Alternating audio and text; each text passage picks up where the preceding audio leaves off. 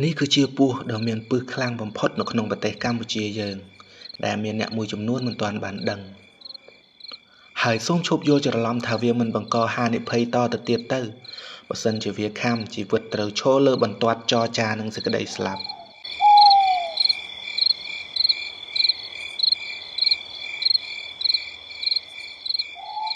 ពស់ក្រាយឬក៏ពស់ថ្នាំងអំពៅនាំមកនូវគ្រោះថ្នាក់និងរឿងរ៉ាវដ៏គួរឲ្យខ្លាចប្រហែលជាមនុស្សភាគច្រើនធ្លាប់បានឃើញរូបរាងបង្កង់លឿងខ្មៅភ្លឺរលោងដែលមានភាពទាក់ទាញវាគឺជាអន្ទាក់នៃមរណៈជាទូទៅពស់ក្រាយមានដងខ្លួនវែងចាប់ពី1ម៉ែត្រកន្លះរហូតដល់3ម៉ែត្រវាមើលទៅដូចជាស្គមមិនសូវសម្បូរសាច់ប៉ុន្តែសម្បូរទៅដោយពឹសដោយអ្នកជំនាញបានអះអាងថាពឹសរបស់វាច្រើនជាងនិងខ្លាំងជាងពស់វែកឬក៏ពស់ទ្រង់រនាមពី2ទៅ3ដងក្រោយពេលវាខាំប្រហែលកន្លះម៉ោងហើយមិនទាន់បានទទួលការសង្គ្រោះគឺជាសញ្ញានៃភពថ្មីហើយអ្វីដែលគួរខ្លាចជាងនេះទៅទៀតក្រោយពេលវាបានខាំនរណាម្នាក់ថ្ងៃបន្ទាប់វានឹងទៅមើលដល់ផ្ទះដើម្បីបញ្ជាក់ថាអ្នកនោះស្លាប់ឬនៅវាហាក់បីដូចជាមានវិញ្ញាណតាមចងអាឃាតហើយអ្វីដែលព្រឺសម្បុរគួរឲ្យខ្លាចជាងនេះទៅទៀតតាមជំនឿយើងមិនអាចវាយវាបានទេដោយសារតែលើខ្លួនវាមានស្នាមកង់បញ្ជាក់នូវអត្ថន័យផ្សេង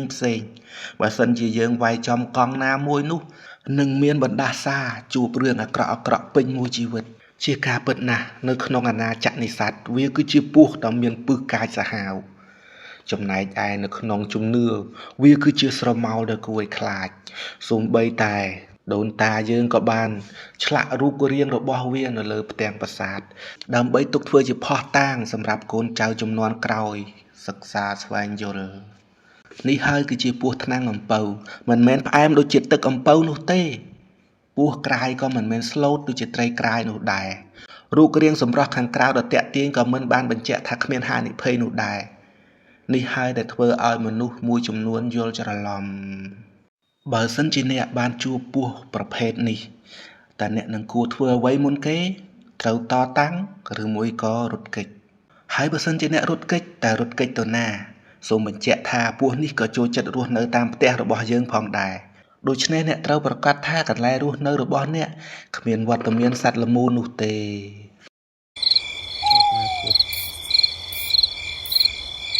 ទៅគុំម្នាក់រកទីមក